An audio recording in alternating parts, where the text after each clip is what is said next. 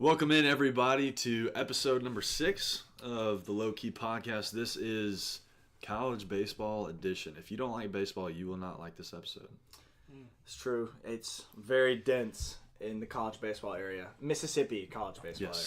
Very dense. Yep, a lot of great baseball in Mississippi every year, but I think especially this year, 3 good programs. And we're going to have plenty about each of them. We've got junior Southern Miss pitcher Sean Tweedy sat in on an interview. It was great. You will hear that right after this. And then I got Caleb Shufelt, my friend, who is a Mississippi State fan. He knows plenty about them. So we got a little interview in and then did the same with Bennett Williams, who knows all about Ole Miss. So plenty of information about all 3 state teams. A lot of good stuff. We're really excited about this. It's our longest episode yet. But that's for good reason. Yeah, buckle up. If you don't like baseball, please listen to it anyways. Stay tuned. Yeah. If you don't like baseball, write a good review about it. If you don't like baseball, you will after this because you're about to learn a lot. Right. So, you will. Yeah. I agree. Okay. All right, let's get into it. Hope y'all enjoy. Hey, man. I know y'all got a lot going on. Life gets busy real fast. Sometimes you just gotta lay low and chill. Sometimes you just gotta stop.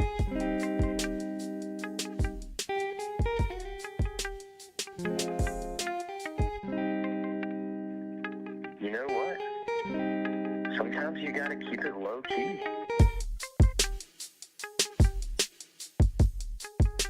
All right, everybody. Welcome to episode number 6 of the Low Key Podcast. How we feeling, boys? I'm good. It's late. Man, we just, I feel honored today to have a Southern Miss baseball player in the building. Sean Tweedy is guest number 2. Sean, thanks for being here, man. It's my honor, honestly. I've been listening to this podcast for quite a while now, and I'm excited to be a guest. Man, Well, it's great to have you on the show. That's great. that's good to hear.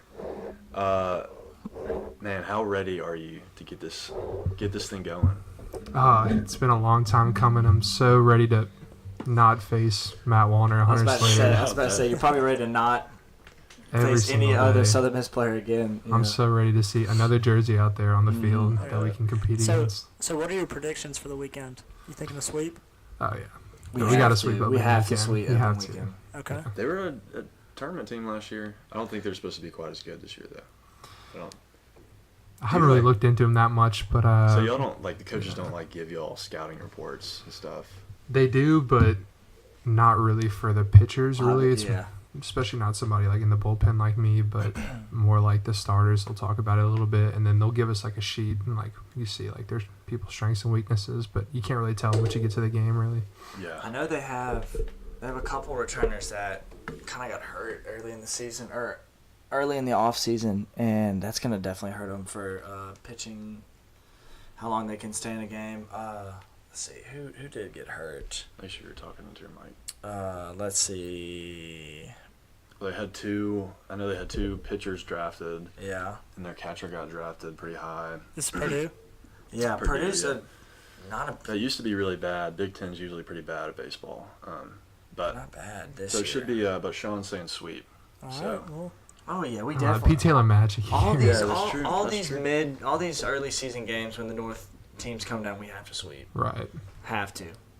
Yeah, Have to. gotta feel good. They haven't been able to practice up there. I mean, it's cold. They can't barely get on the field. So I saw there's a no video excuse. of It was. was it Central Michigan? Oh, yeah. It was literally like it's just it was snow. covered in water, but it was frozen. So it was like a ice. skating rink, and they Yeah. were hitting ground balls to the It's a guy guy. with on skis. Yeah. Not on skis.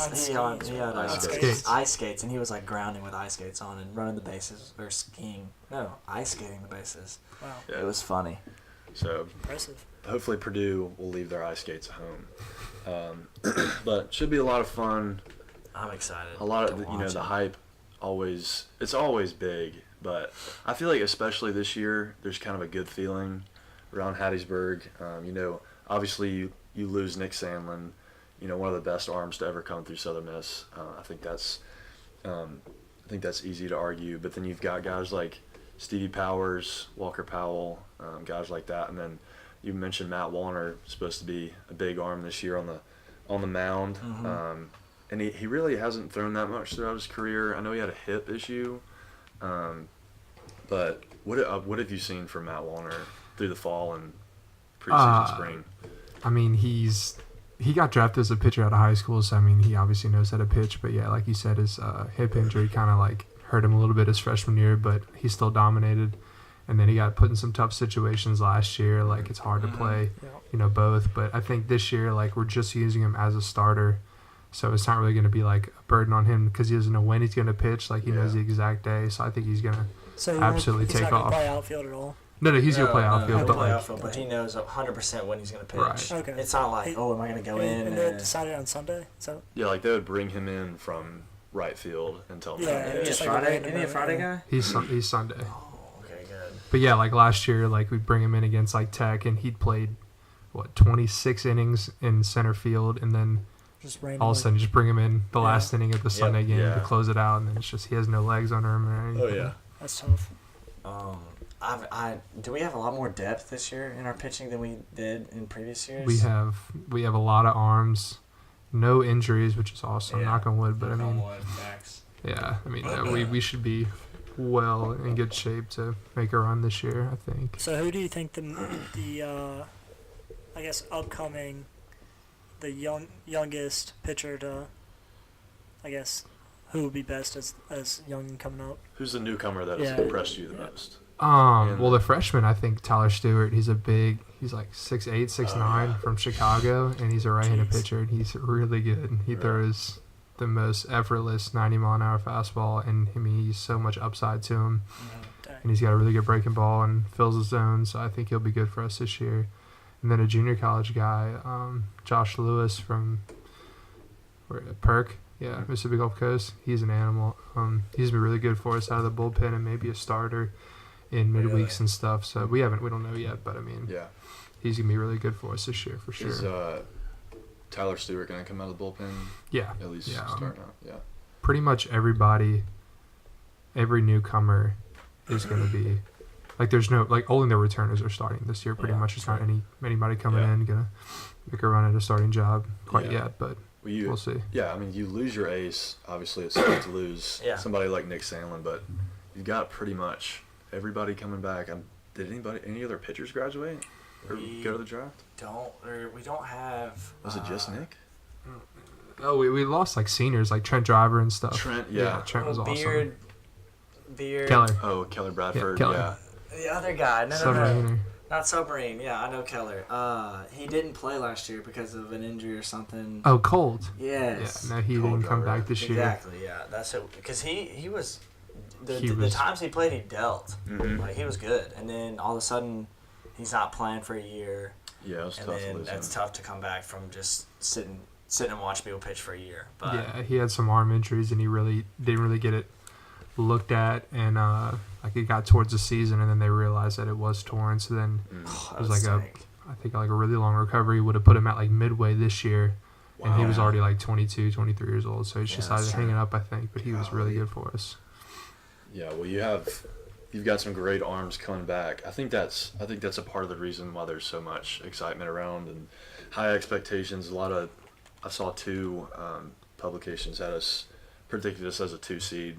And I don't know. And two different regional. I mean that's guessing. Let's throw them in as a 2 seed. Yeah, sure. But anytime somebody's saying that you're going to be a 2 seed, obviously they think you're going to be good. Yeah. Pretty much everybody has Southern winning Conference USA again.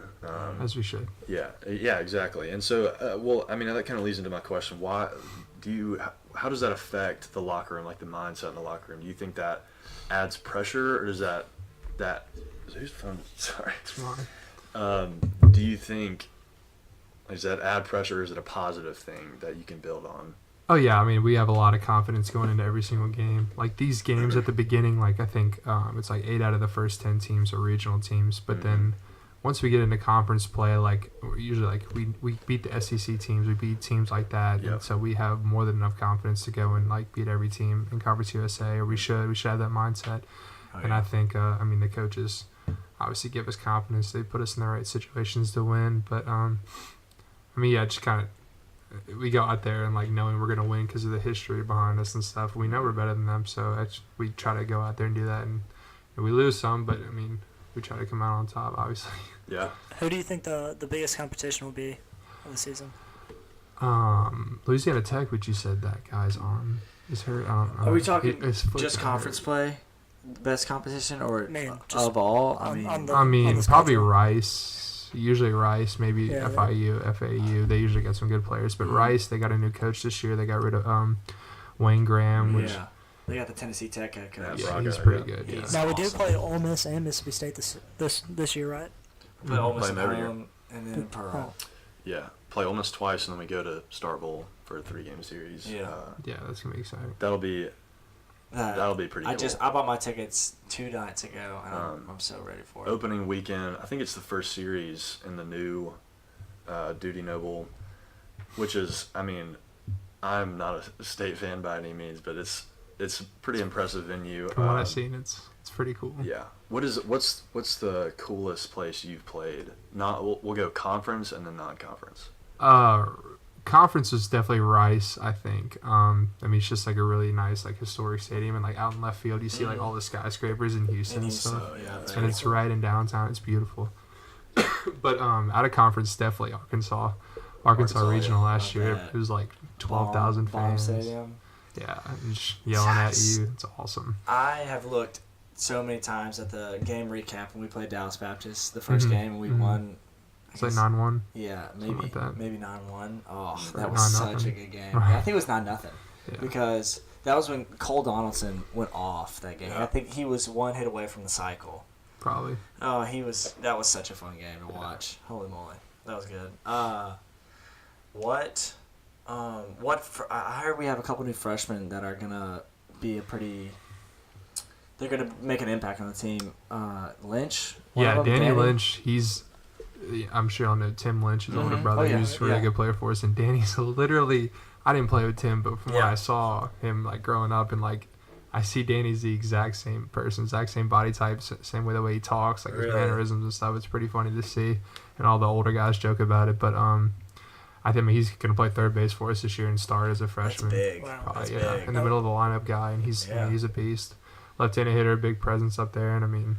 That's awesome. Yeah, he's awesome. He's really good. I'm really surprised by him. And also, Hunter LeBlanc. Mhm. He's Yeah, from from Louisiana? Yeah, he's from New Orleans. Yeah, he's really good. He kind of just plays really fast, and he's a really like scrappy hitter. Mm-hmm. Plays a good center field. So I think he'll probably start off as maybe like a pinch runner at first, but then he'll get a couple at bats and trying to ease into it, and then he'll be Yeah, a big and we part for us always, for I feel sure. like in the past years, we've always kind of, towards the end of the game, subbed out center fielders and let other people have a chance. Because I remember Fred Franklin had a bunch of chances to play center last year when Matt wouldn't, and we Mhm. subbed it just to rotate around to see what worked best. But Did they move Fred to? Fred's still I think in he's team, starting center. He's just starting he should center. be starting center. Then Matt's in right, Gabe's in left. Mhm. Okay. Then at first base we got Harslater. Yes. Second base we got Guidry. Yes. Mhm. Shortstop we got Storm. Storm, Is that right? The goat. Yeah. Yeah. Honestly, the quiet goat. And then third base, Danny. Danny Danny, Williams. catcher, Cole. Cole. Cole, Bryant. They're gonna Yeah. switch off. All right, that's a good lineup Honestly, right there. I see right, center, left. I see just about almost every position hitting over 300. Like There's really no holes in the line. Like, right? there's no not. holes There's in the not. line. Like I could see Gabe or someone like not maybe hitting good or well and still hitting like 290 plus, Right. like 299, like right at 300. Because I remember last year he was at 300 for the longest time. Yeah, even if Fred, I mean, hits a little below 300, I mean, he's gonna steal 50 Oh, bases I for know. us If this he year. gets on, just walk him, and Yeah. it's If he's he at gets second. on. Start him at 2nd. Mhm. He's So- a way better hitter Now- this year. we did play him in flag football once. Fred? He is Dude. fast. He just, I He is believe he just did fast. QB sneak every time. And he was wearing tennis shoes, and he scored just about Oh every my time he gosh, wanted that's to. ridiculous. So Yeah. looking forward to seeing him snag some bags. I've this year, always- for sure. Oh, dude, he tracks some good balls Oh, down man. last year. Made some diving plays that I was literally like, that was phenomenal. Like When it most was people hit- are diving for When it. it was he's hit, just I was like, right oh, that's a underneath it. gapper for sure. Yeah. And Fred's there. I'm like, That's insane. okay, I get it, sure. I'm excited. Though. It's gonna be fun. Mhm. Uh, No, you got it, you Okay, got Sean, I was looking at your stats. Okay. Last year you were 1-0 Yeah. with a 3.0 ERA. You had 9 appearances freshman year, 11 appearances. Just from what I've read, from what I've heard, you're gonna probably have kind of step into a bigger role in the bullpen. What's your kind of mindset? Is it a different mindset than you've come into past years, coming into this year with a bigger role? I mean, I definitely think you gotta stay level-headed about it. I mean, we have a lot of guys this year going to play a lot of parts. We have a lot of pieces that are going to fill, but I think that we just keep, like, Coach always says, like, pass the baton, like, especially in the bullpen, like, everybody's going to get their opportunity, and, like, as long as you just stay consistent, then you're going to have success. I mean, you're going to fail too, but, like, anybody, so if someone before me does bad, like, it's my job to go in there and step up and clean it up and stuff like that. I think we're all going to do well this year. I feel like because since we have so much depth, it's just going to, like, push everybody to, like, be at their best when they're up there, because they know, I mean, the rope might not be that long for me because I've got 4 other lefties that can do my job. But, you know what I mean? So it's going to push just about everyone to do their best, and that's what I like about having depth. All right, I have a question for you. Okay, so we haven't had that in years past. obviously in, like, the professionals, like, you see a bullpen and kind of, like, messing around and, like, stuff like that. Yeah. What's that atmosphere like with the bullpen? Oh yeah, we goof off. I remember last year, like, it's called the plate game, and you just try to throw the ball, like, as easy as you can and try to hit the plate, and you get, like, 10 throws. And, like, we were in Arkansas last year, and me and Alex Nelms were just my roommate, just playing, like, we probably played that from, like, the 3rd inning to, like, the end of the game, just back and forth. But I mean, other than that, we had our bullpen catcher last year, Morgan Adcox. He would just, like, come up with the craziest scenarios and just talk about it and laugh about it. But you got to stay loose in the bullpen. But then once, like, he calls your number, like, you got to be ready to go. Yeah. I think my favorite part is looking in the bullpen, and this has got to be some method to warm it up. Do y'all see what we do in the bullpen? bullpen? Like throwing footballs and stuff? Oh, yeah. I think that's the funniest part, because it'll be like a pretty intense game. We might be up by a couple runs, but I just look in the bullpen and y'all just, like, throwing spot to each other. Throwing a football, actually, with good form, get you nice and loose for pitching. Right, yeah. Is that why y'all throw the football, or you just throw the football? Well, that's what Coach thinks we're doing. Okay, yeah, that makes a lot of sense. That's perfect. Yes. But no, we do enjoy. But, like, before practice and stuff, like, we'll just goof off with it. But he thinks, like, we're getting, like, a range of motion in, which we do. But who do you think the funniest player on USM is? Honestly, maybe Matt Warner. Really? I think he's hilarious. Yeah, I mean, he's like, if you don't know him, he's very quiet. And, like, but, like, when he's, like, in the locker room and stuff, he's the wittiest guy on the team. I mean, at home, like, he's my roommate. Like, he just says the craziest things, and you just can't help but laugh. And, like, anything you say just comes back at you quicker, and it's just, I don't know, maybe him or Fred. Fred's pretty funny. Really? How do you like Coach Ostrander? Because I know this is his second year. Coming into it, and I guess you haven't. You had who was Federico. Yeah, you had Federico for one. Mm-hmm. But then is he any different, or is he any? How do they compare? Yeah.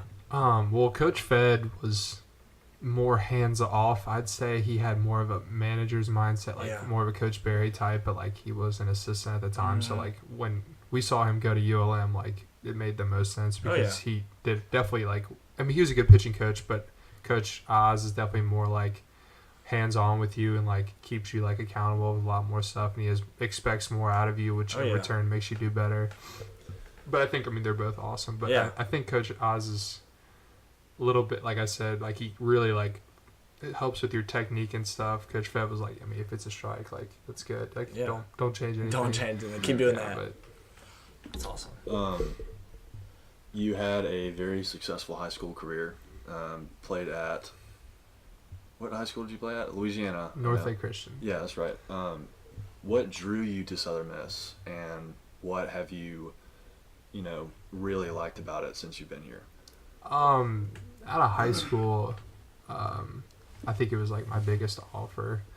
But I had a couple, like, other in-state schools, and, like, I've always heard good things about Southern Miss. Like, obviously, we had a top 25 team since I heard about Southern Miss, like, early in high school.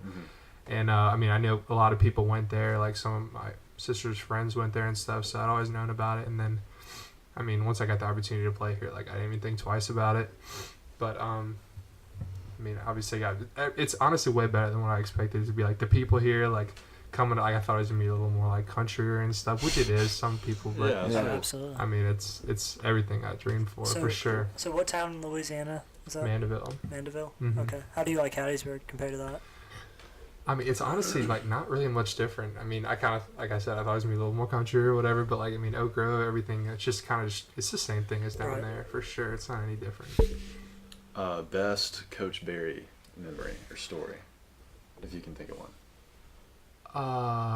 Okay, well, everybody heard of the hot dog. How about Hot that? dog, I mean, yeah, how about okay, that? so one time, Coach Barry, freshman year, we were at ULL, and they have an all-turf field, Yeah.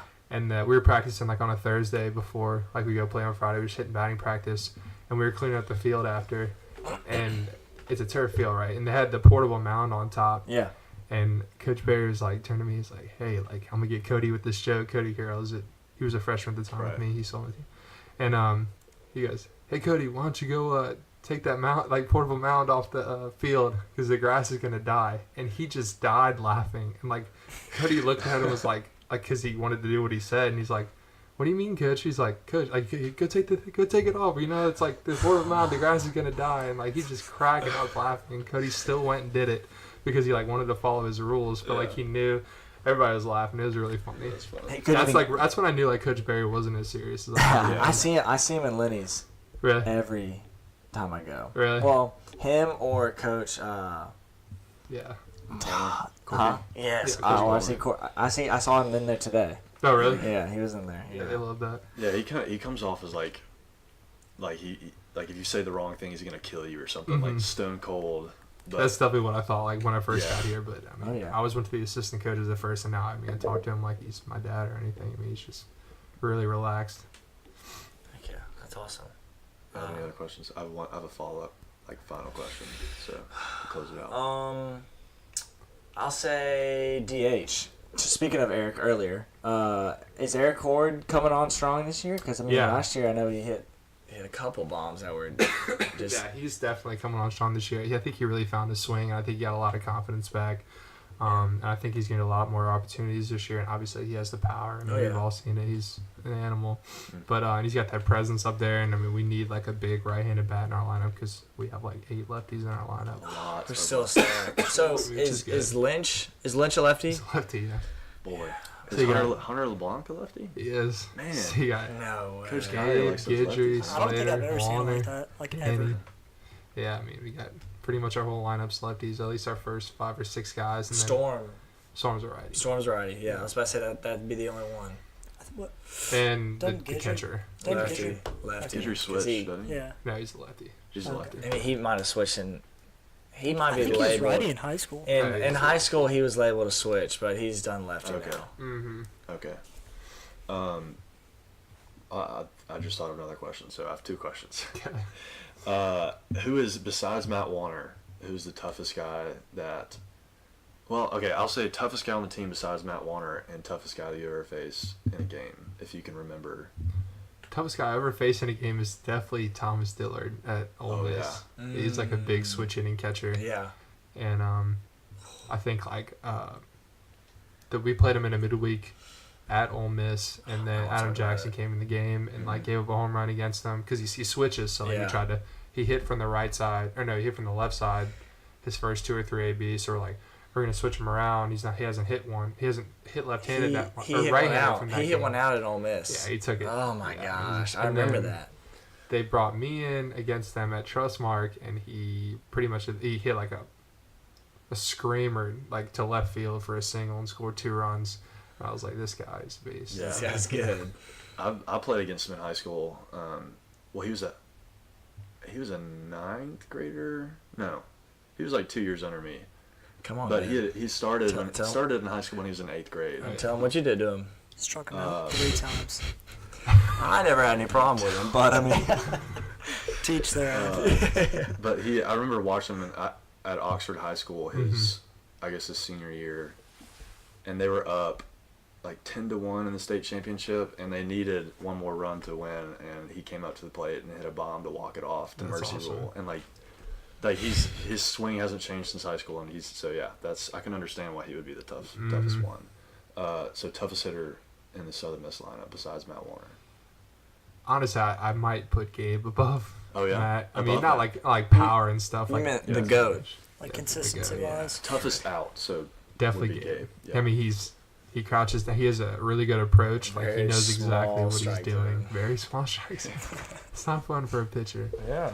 And I mean, he literally has such a good eye. Like he pretty much knows what you're gonna throw. He can pick up on pretty much anything that you're doing, like on the mound. So I mean, he's just a really tough out. He just knows how to play the game. Yeah. What's your favorite pitch? Like, what's your go-to pitch? Slider, I guess. Slider. Yeah, I'd say Okay. so. Cool. All right. No, elaborate. Well, this will be my final question. This has been a great 25 minutes. Yeah, This is a I whole loved episode. it.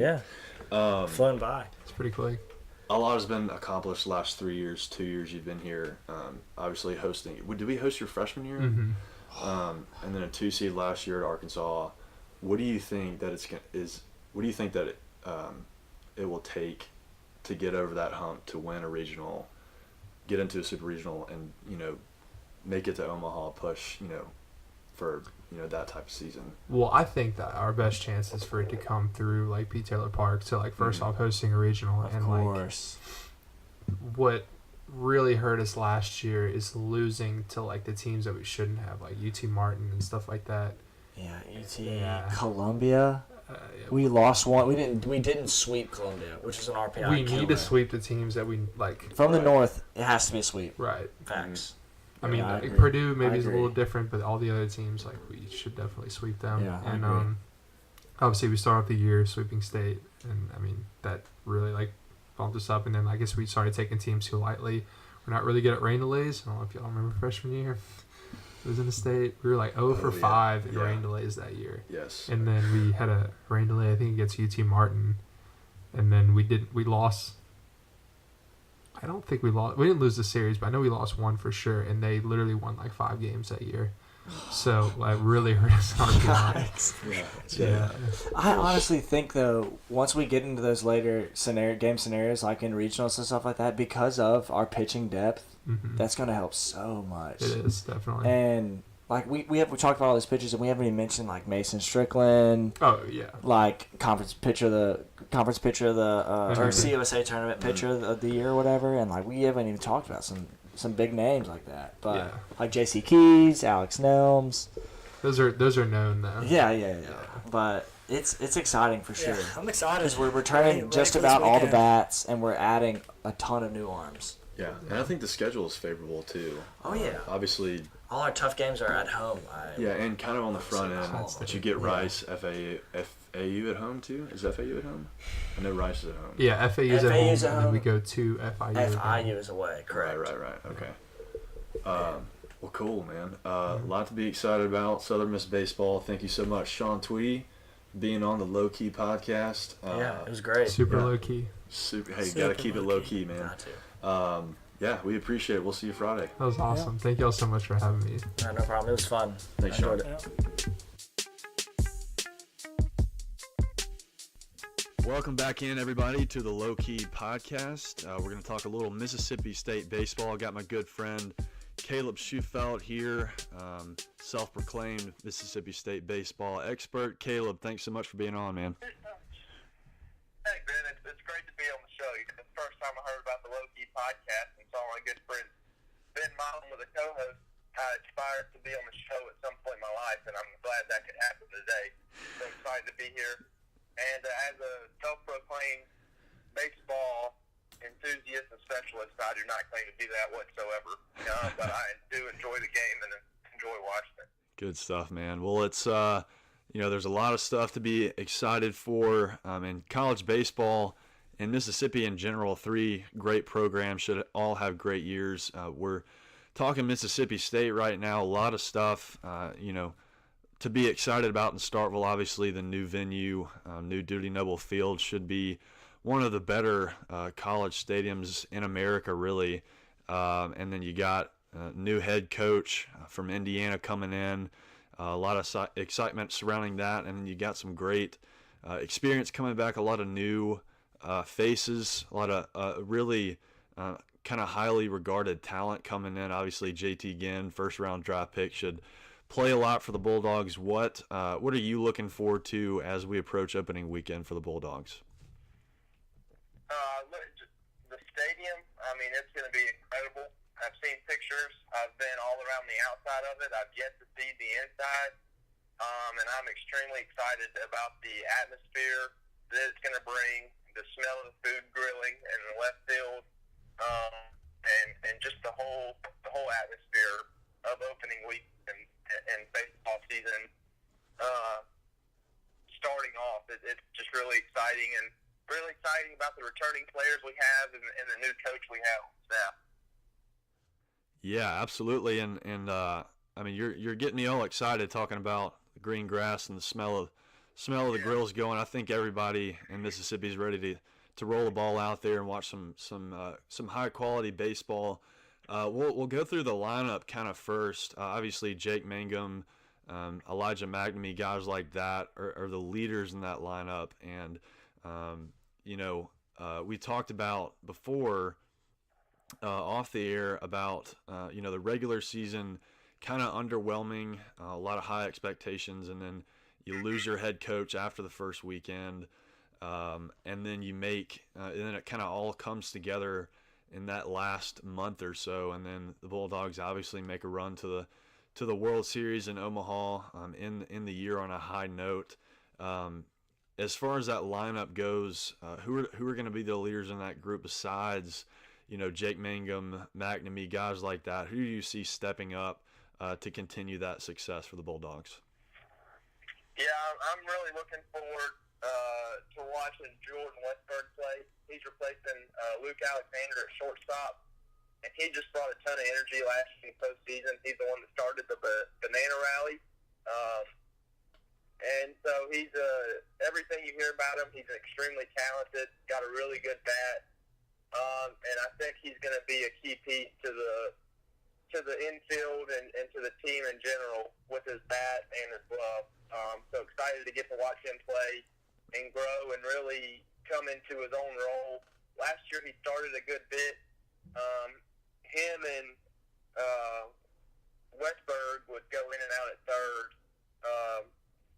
and maybe some other guys. I can't remember exactly, but really excited for him to get a role and hold to it and grow, and excited to see his ability at the plate and with the glove. Sure, and something that we've talked about too is kind of the preseason predictions that a lot of publications have come out with. It really is guesswork at this point, but I saw at least one has Mississippi State hosting, and then you talked about Mississippi State is predicted to finish 6th in the SEC. Talk about kind of the in the SEC West. 7 in the West. Wow. So that's obviously kind of not parallel expectations. Just kind of talk about both the high expectations and then kind of the people who say that they don't expect Mississippi State to have a great year. With all the pieces coming back, obviously that Omaha run, what are, in Starkville, what the people who are closest to the program, what is kind of the general attitude about the team this year? A lot of new faces, new head coach, but a lot of high expectations too. What's kind of the general consensus in Starkville? Just really excited. We think we've had 4 coaches in the last, this is the 4th coach in the last 4 years, and we feel like we finally got our guy that's going to bring stability, got a great work ethic, and a great mentality that he's going to bring to the game.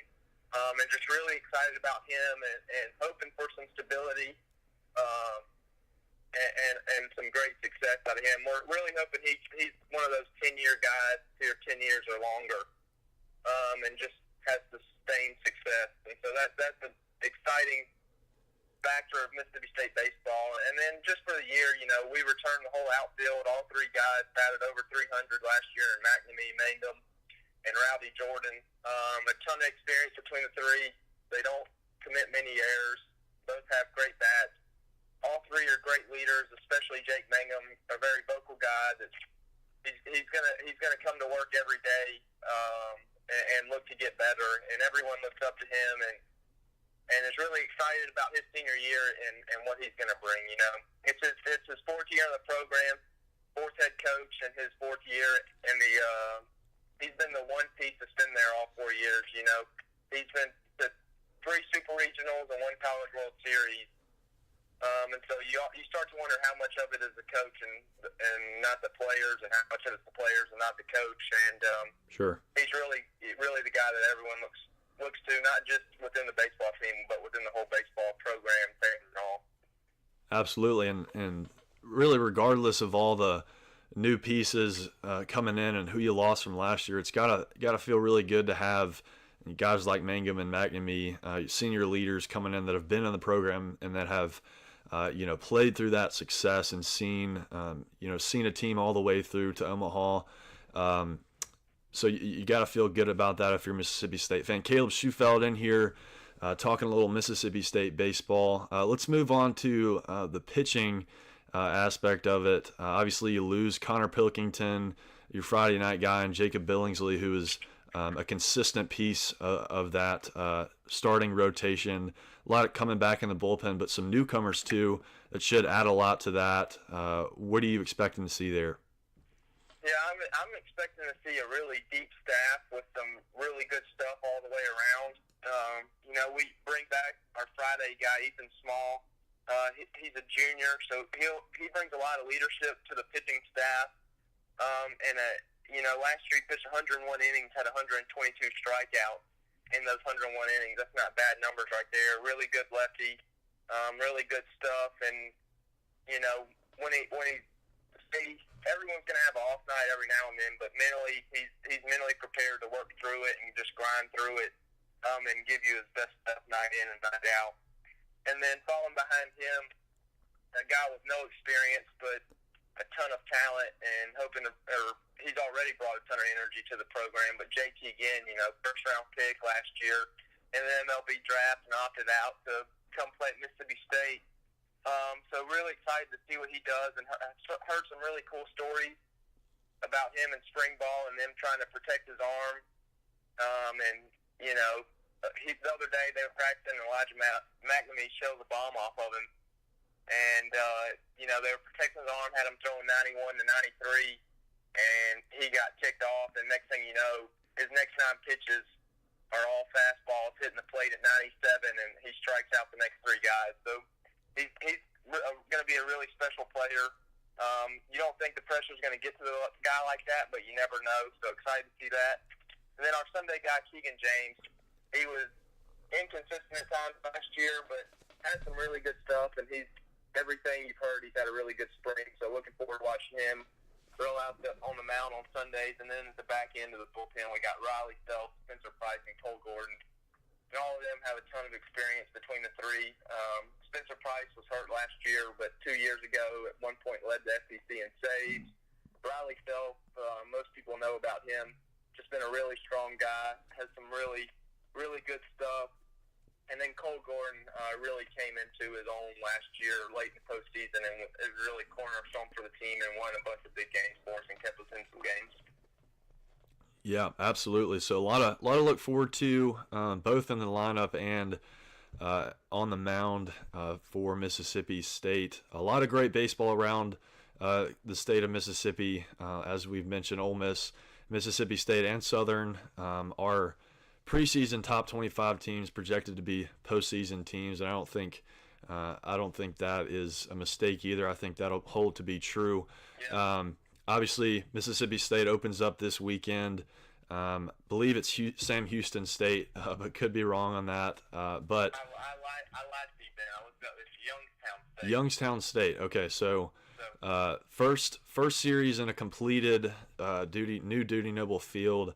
Should be a great atmosphere. Same for Southern Miss opening up against Purdue and Hattiesburg. Should be a great atmosphere. But then the following weekend, we've talked about this, Southern Miss and Mississippi State meet for the second year in a row for a 3-game series. Last year, obviously, went Southern Miss's way, Southern Miss sweeping that 3-game series. But then the year before that, Mississippi State knocking Southern Miss out of their own regional. Should be a pretty good battle. I'm sure it'll be a packed house. I know a lot of Southern Miss fans are going to make that trip. It'll be filled up with maroon and white as well. What are you looking forward to in that matchup? Kind of coming off those 2 years with two different results, two really good baseball programs with a lot of high expectations this year. Yeah, I think although Mississippi State made it to the College World Series last year, I think you're looking at a team that's going to be really hungry and really look to make their own identity. And the same for Southern Miss. I know it didn't end how they wanted it to last year. So you're looking at two teams that are really out there to prove themselves and prove what they're able to do. And so I think it's going to be a really big series. Going to be a ton of people there. And I'll be looking forward to having my broom out on Sunday. But if we can take the series 2-1, I think I'll be okay with that. And I think you'd say the same. Yeah, absolutely. And I think I don't think it's any stretch to say that that's probably at least one of the biggest non-conference series for both programs all year. Yeah. And then that coming in the second weekend, I think we're going to learn a whole lot about both squads through those 3 games. A lot to look forward to for Mississippi State. A lot of excitement surrounding that program in Starkville. Caleb Shufelt has been here talking a little Mississippi State baseball. Caleb, thanks so much for being on. Look forward to this weekend, but especially next weekend. Hopefully I'll see you up there in Starkville, man. Yeah, enjoyed it, Ben. Hey, one quick little thing for people, baseball fans out there to keep an eye out for is Jake Mangum is 77 hits short of the SEC all-time hitting record for a career, and he's been averaging 91 hits a year. And just a game within a game, Duke Plannis at LSU, I believe he's their second baseman. He's 7 hits behind Mangum right now, so we'll see who ends up on top of the career hitting record there, and we may see both of them break it, but we'll see who comes out on top, and that'll be a fun little thing to keep up with and watch throughout the year. Absolutely, man. A lot to look forward to this year in college baseball for both Mississippi State, Southern Miss. We're going to have some Ole Miss stuff for you a little later in the show. Caleb, again, thanks so much for being on, man. Enjoyed it, man. Anytime.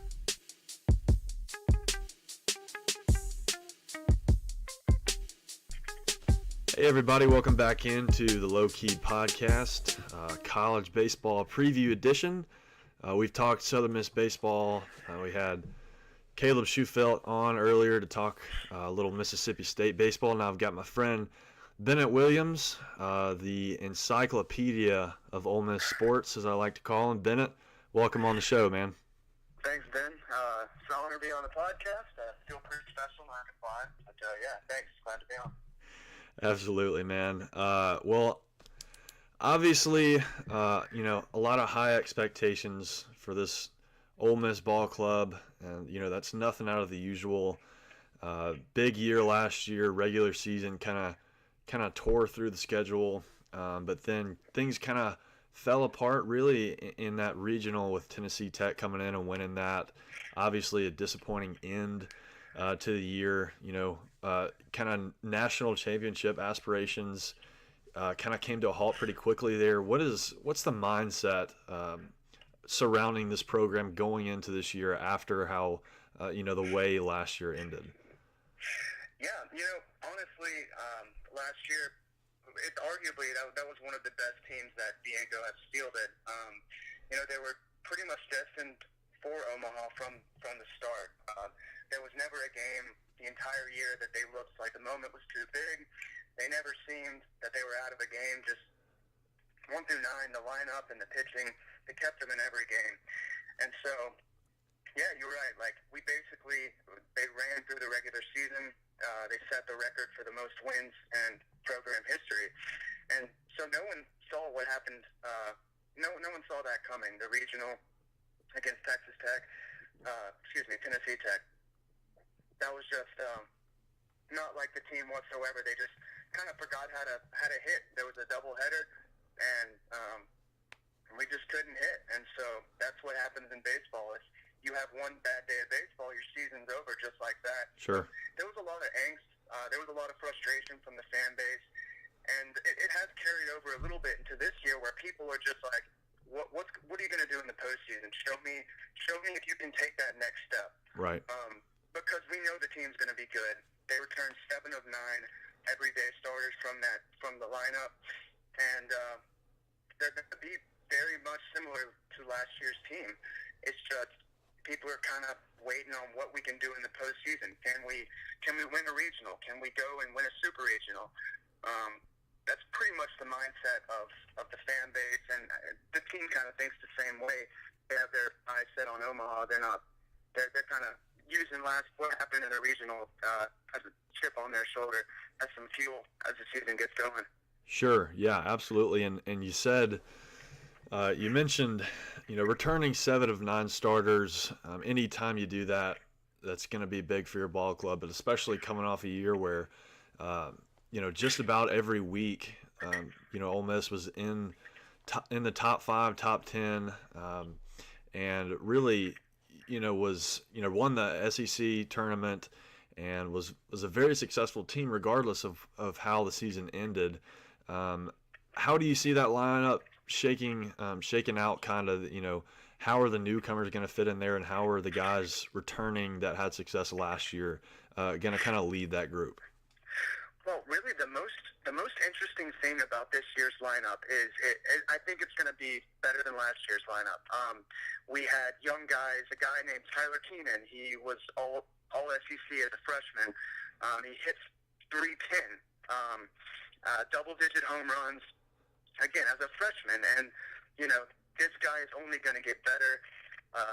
And he was getting not as many at-bats because just as like some of the senior guys that we had, Bianco wasn't going to take at-bats away from them. But this year, he's going to be in the rotation. He's going to be in the lineup every single time. There's some young guys coming in, and they're not going to get much playing time just because the depth that's already in place. It's not just seniors who are, they're seniors, but they also have the talent. Sure. There's 6 of the guys are in the D1 top 100 draft eligible prospects. So it's not just senior leadership; it's the talent. That's 1 through 9. That there's guys who can swing it pretty much every time. Yeah, absolutely. And anytime you kind of have that group, not only on offense but on defense, kind of adds to that cohesiveness. Obviously Thomas Dillard coming back and left, and a lot of other key pieces coming together, with a group that was really good defensively last year. You can kind of expect that to be more of the same this year. Yeah, absolutely. I think there's not going to be any issue of chemistry and how well this team can hold together mentally, because they've been through the wars. These guys as freshmen, they struggled a lot. Definitely underachieved that first year. Didn't even make the postseason. So they had last year did what was expected. They just could not. They couldn't make that step on that one day. And this year, it's just kind of, can you build on it? Which they've shown that they're able to. They can play with anyone in the country. Sure. So, definitely. Yeah, absolutely. A lot to be excited about for that lineup. Talked last night, and you kind of talked about how there's not really a hole in that lineup 1 through 9, with those everyday guys that played last year coming back, and then the new pieces fitting in. Should be a whole lot of offensive production in Oxford, the whole year. We'll move on to kind of the pitching aspect of it. You lose some stuff from last year, but then you've got some leaders coming back. How do you see those pieces kind of fitting in, starting off with the starting rotation? Yeah, it's always interesting to see what Bianco does, because if anything, we go into each baseball season and the question marks are more surrounded on, like, are we going to be able to hit? Because pitching, he just finds dudes. Yeah. Like dudes that you never have heard of before, and they're just coming out and they're throwing heat and they're doing really well. This year, I don't think it's going to be any different. We did lose all 3 of our weekend starters, and normally that'd be kind of a big deal. We lost Ryan Olson. He was drafted by the Rockies. He was an absolute stud. He did struggle at times on some Fridays. It's a little uncharacteristic, but He was solid the entire year. We have Brady Feigl and James McArthur. Both of those guys are gone. So it is a brand new lineup. I think, Bianco said Friday is going to be Will Etheridge. He's a right-hander. He throws in upper 90s, 95, and he's got just a dangerous slider that when it's on, there's not many people who can hit that, and he can place it on the outside of the plate. So Friday night, he's going to be our ace. I don't think there's going to be much question of how he performs because he's absolutely, he has the ability to be dominant. Saturday we have Gunnar Hoglund. He was drafted 36th overall by the Pirates, and this guy, his stats last year looks like a video game. It almost didn't make sense. He only walked 2 guys the entire year, and he said in an interview with Rebel Grove that he only got into 3 full count counts the entire year. Wow. So his mechanics are on point. He just throws strikes. He's a strike thrower. He can throw 93 to 95. And so it's interesting. As a true freshman, Diego thinks he's good enough to where he's the dude. So there's, we had guys in the bullpen that we thought would be starting, but obviously what Gunnar did in fall ball is enough to where Bianco is going to platoon him into the starting role. So it's going to be exciting to see how he performs. Right. And then Sunday it's going to be a JUCO guy, which none of us ever heard of. It's a guy named Caleb Hill, and he's really, there's not much to know about him because he is from junior college, but apparently he's done very well, and he's done well enough to he's going to take that Sunday spot. So it is going to be interesting to see how the pitching does perform because there's definitely some talent. The bullpen is stacked. There's a lot of guys who can throw 90 and above. A lot of guys who are very capable. So it's a team that is kind of built for that postseason run where you need guys to be able to step up and pitch whenever you got a 3-game series and you need every pitch matters. You got to have people who've done it before. Yeah, you're right. And I think, it's obvious that I think the pieces are there, like you said, to kind of, it's structured so that, you can make that deep postseason run like last year, or at least, be in great position to do so. And then, the pieces are there for the pitching aspect of it too. What do you think, obviously big expectations and some heavy disappointment last year. Who do you think the leaders in the locker room and in that dugout are going to be in order to, continue that success in the regular season and then, be able to lead the team over that hump in the postseason? Yeah, it's a great question. I think it's guys like Greg Kessinger, Thomas Dillard, you have Ryan Olenek, who's a senior. Ryan Olenek, through the better part of SEC play, hit above 400.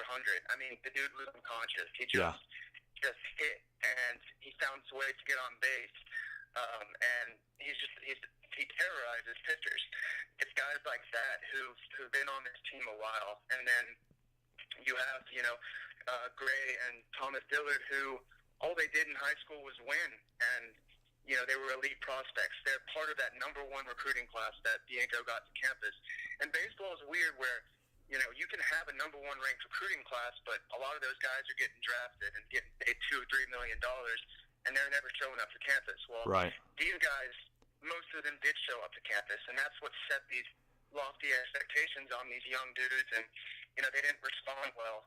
And, I think they've been through the wars. I think that they're pretty battle tested. They know this is their 3rd season.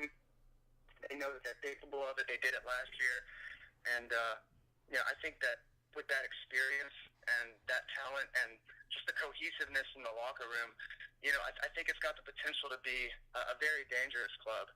Just one that's going to be relentless and never really be out of any game that they play in. Yeah, I don't think that's an overstatement at all. We've talked about, great college baseball in Mississippi. Obviously, three, highly successful, consistent programs that are consistently in the top 25, and all three teams preseason top 25 this year. Last year, Ole Miss swept the series with Southern Miss 2-0. The first game in Oxford, Southern Miss was up 5 or 6 to nothing, and then Ole Miss came back and won that in the last couple innings. And then another pretty good battle in Pearl last year, and now this year, obviously both teams will play in Pearl again like they do every year, and then Ole Miss comes to Hattiesburg in April. How do you see that shaping up? Obviously, two really good clubs. Just kind of want to get a prediction. Just kind of what do you think you'll see? Because I think both. It's a little different because you have your weekday starters. It's a little bit different than a weekend series. So it's really more on the offensive side of it, I think. So what are you kind of looking forward to in that series, which should be, another really interesting battle between these two programs? Yeah, well, you touched on it. Baseball in Mississippi is special.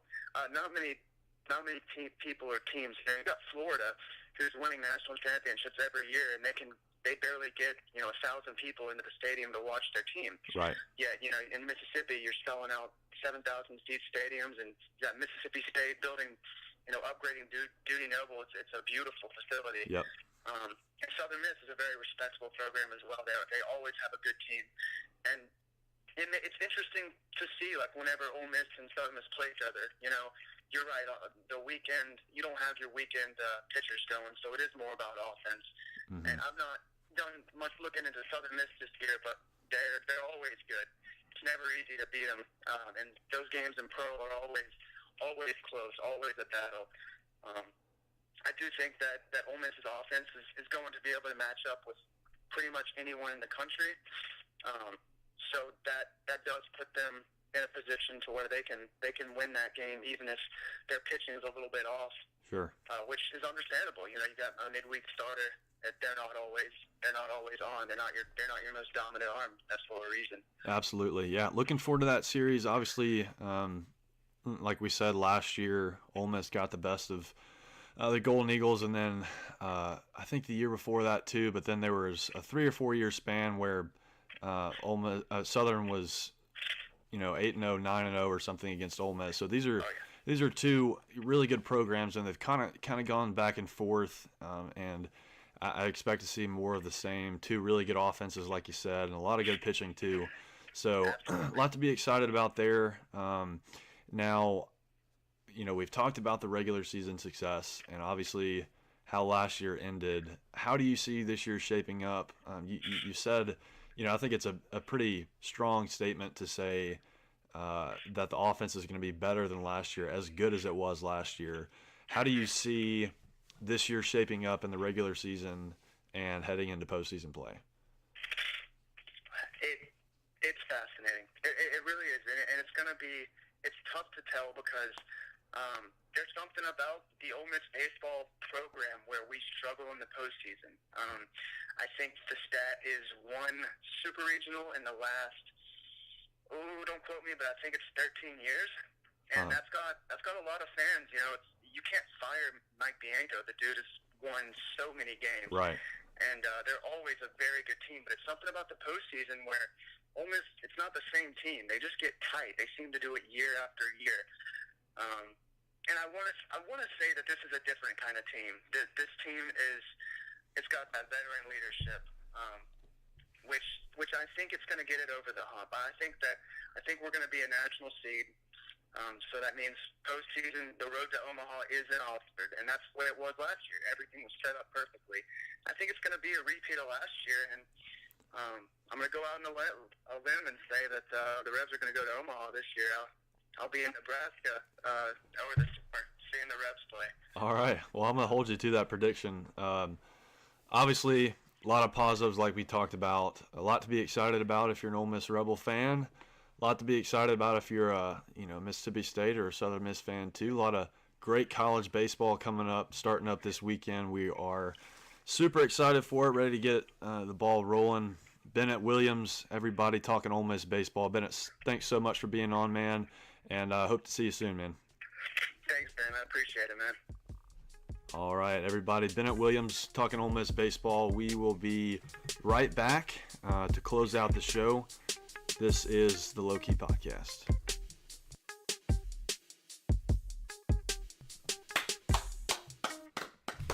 Good stuff. Good stuff.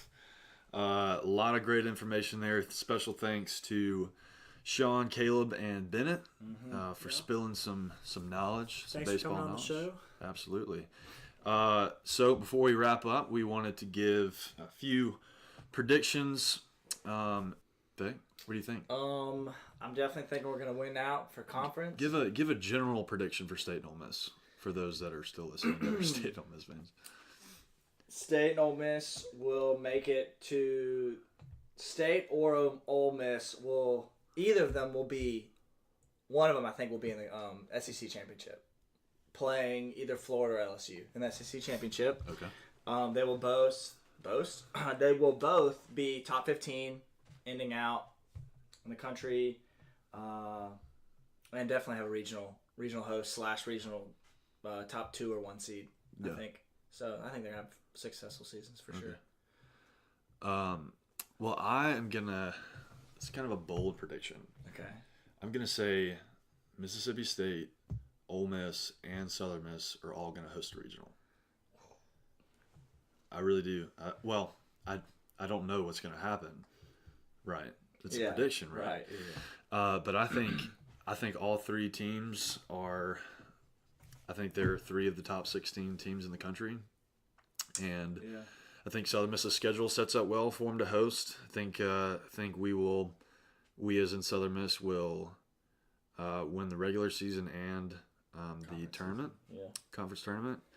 I think we'll host, and I'm gonna say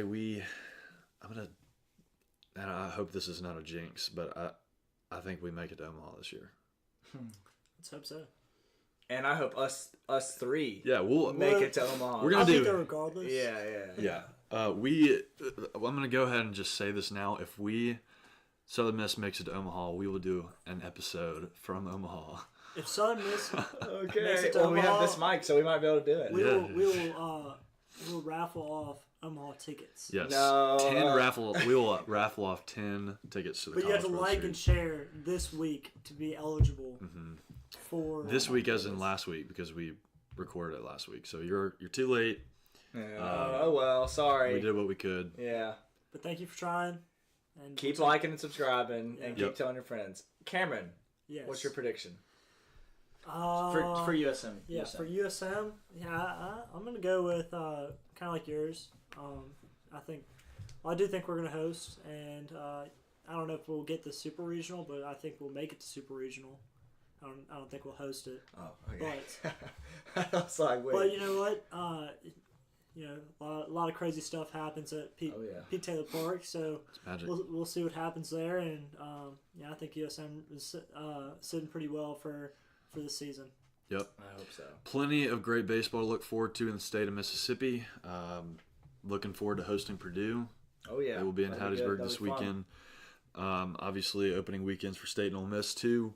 We are super pumped about it. Hope you all enjoyed this episode, and we will see you next time. See ya. Sometimes you gotta Peace. keep it low key.